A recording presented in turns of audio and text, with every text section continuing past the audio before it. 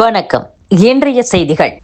விருதுநகரைச் சேர்ந்த பெண் ஒருவரிடம் பழகி 80 லட்சம் ரூபாய் வரை மோசடி செய்து அவரை வீடியோ எடுத்து மிரட்டிய போலீஸ்காரர் மீது வழக்கு பதிவு செய்யப்பட்டுள்ளது.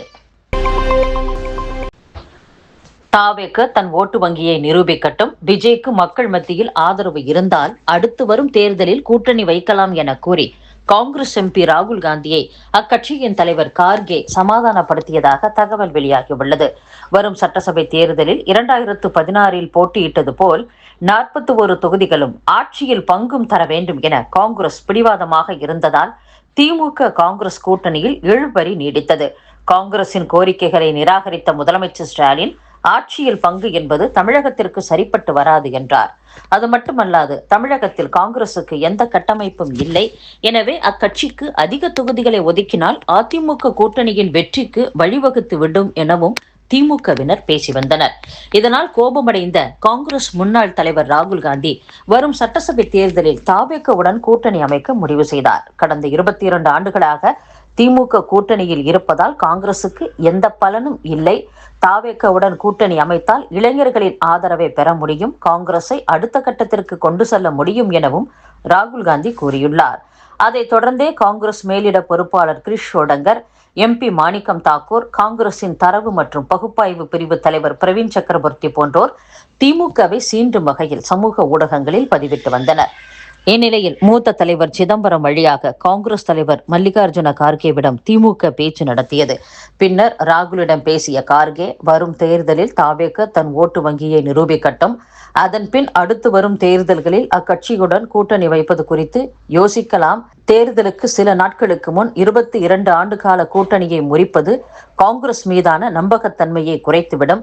நாடாளுமன்றத்தில் மோடி அரசை எதிர்கொள்ள திமுகவின் எம்பிக்கள் பலமும் நமக்கு தேவை என கூறி சமாதானப்படுத்தி உள்ளதாக கூறப்படுகிறது. அதைத் தொடர்ந்தே திமுக காங்கிரஸ் உடன்பாடு ஏற்பட்டுள்ளதாக காங்கிரஸ் நிர்வாகி ஒருவர் தெரிவித்துள்ளார்.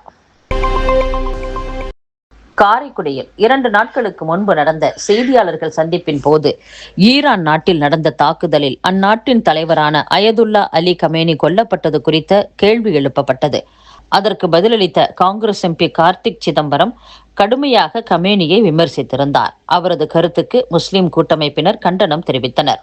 கூடவே சிவகங்கை அரண்மனை பகுதியில் கார்த்திக் சிதம்பரத்திற்கு எதிராக கோஷங்களை எழுப்பி ஆர்ப்பாட்டமும் நடத்தியுள்ளனர்.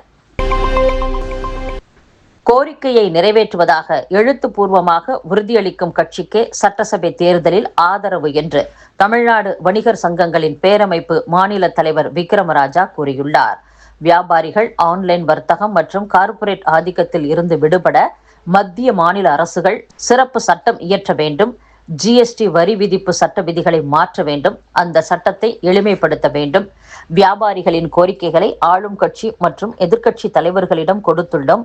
அதில் எந்தெந்த கோரிக்கையை நிறைவேற்றுவோம் என எழுத்துப்பூர்வமாக தாக்கல் செய்யும் கட்சிக்கே சட்டசபை தேர்தலில் எங்கள் ஆதரவு, நாங்களும் எழுத்துப்பூர்வமாக ஆதரவை கொடுப்போம் என்றும் கூறியுள்ளார்.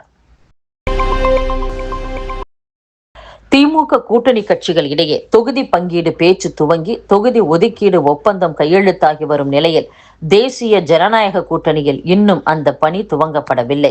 இதற்கு தாங்கள் கூட்டணிக்கு புதிய கட்சிகள் வரலாம் என்று அதிமுக காத்திருப்பதே காரணம் என்பது தெரியவந்துள்ளது. தற்போதைய நிலவரப்படி திமுக கூட்டணி, தேசிய ஜனநாயக கூட்டணி, நாம் தமிழர், தாவேக என 4 முனை போட்டி உருவாகியுள்ளது.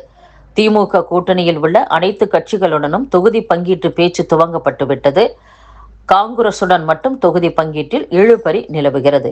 தேசிய ஜனநாயக கூட்டணியில் பாஜக, பாமக, அமமுக போட்டியிட விரும்பும் தொகுதிகளின் பட்டியல் அதிமுகவிடம் வழங்கப்பட்டுவிட்டது. ஆனால் அதிகாரப்பூர்வ தொகுதி பங்கீடு பேச்சு இன்னும் துவங்கப்படவில்லை. இதற்கு காரணமாக அதிமுக தரப்பில் கூறப்படுவது, பாமக நிறுவனர் ராமதாஸ், புதிய தமிழகம் கட்சி தலைவர் டாக்டர் கிருஷ்ணசாமி ஆகியோர் கூட்டணி அறிவிப்பை வெளியிடாமல் உள்ளனர். அவர்களையும் கூட்டணியில் சேர்க்க பேச்சு நடக்கிறது. தேர்தல் தேதி அறிவித்து வேட்புமனு தாக்கல் வரை கட்சிகளின் நிலைப்பாடு மாற வாய்ப்புள்ளது. அதிமுக, திமுக அணியில் உள்ள கட்சிகள் வெளியேறக்கூடும். தாவேகவின் நிலைப்பாடு கூட மாறலாம். அதனால் தேர்தல் தேதி அறிவிக்கும் வரை காத்திருக்க முடிவு செய்யப்பட்டுள்ளது. அதன் பின்னர் தொகுதி பங்கீட்டை ஓரிரு தினங்களில் முடித்து விடலாம் என்றும் அதிமுக தரப்பில் கூறப்படுகிறது. ஜம்மு காஷ்மீரின் ரஜௌரி மாவட்டத்தில் உள்ள எல்லை கட்டுப்பாட்டு கோடு வழியாக இந்தியாவுக்குள் ஊடுருவ முயன்ற பயங்கரவாதிகள் மேற்கொண்ட முயற்சியை ராணுவ வீரர்கள் முறியடித்ததாக அதிகாரிகள் தெரிவித்துள்ளனர். போர் பதற்றம் காரணமாக துபாயில் சிக்கி தவித்த 364 பேர் இரண்டாவது விமானத்தில் சென்னை வந்துள்ளனர். ஈரான் மீது இஸ்ரேலும் அமெரிக்காவும் கூட்டு தாக்குதலை கடந்த சனிக்கிழமை தொடங்கியது. அப்போது முதல் மத்திய கிழக்கு நாடுகளின் வான்வெளி எல்லைகள் மூடப்பட்டதால் விமான சேவைகள் கடந்த சனிக்கிழமை பிற்பகலிலிருந்து நிறுத்தப்பட்டன. இஸ்ரேல் அமெரிக்கா கூட்டு தாக்குதலில் ஈரான் உச்ச தலைவர் கமேனி கொல்லப்பட்டதை தொடர்ந்து காஷ்மீரில் தொடர் போராட்டங்கள் நடைபெறுவதை கருத்தில் கொண்டு பிறப்பிக்கப்பட்ட கட்டுப்பாடுகள் நீட்டிக்கப்பட்டுள்ளதாக அறிவிக்கப்பட்டுள்ளது. முன்னெச்சரிக்கை நடவடிக்கையாக கல்வி நிலையங்கள் அனைத்தும் வரும் சனிக்கிழமை வரை மூடப்படுவதாக அறிவிக்கப்பட்டது. ஸ்ரீநகர் முழுவதும் காவல்துறையினரும் சிஆர்பிஎஃப் வீரர்களும் குவிக்கப்பட்டிருந்தனர். வடகொரிய நாடாளுமன்றத்தில் அந்நாட்டு தலைவரை உறுப்பினர்கள் புகழ்வது போல பிரதமர் மோடியை பாஜக எம்பிக்கள் புகழ்கின்றனர் என்ற காங்கிரஸ் பொதுச் செயலாளர் ஜெய்ராம் ரமேஷின் கருத்துக்கு பாஜக கடும் கண்டனம் தெரிவித்துள்ளது.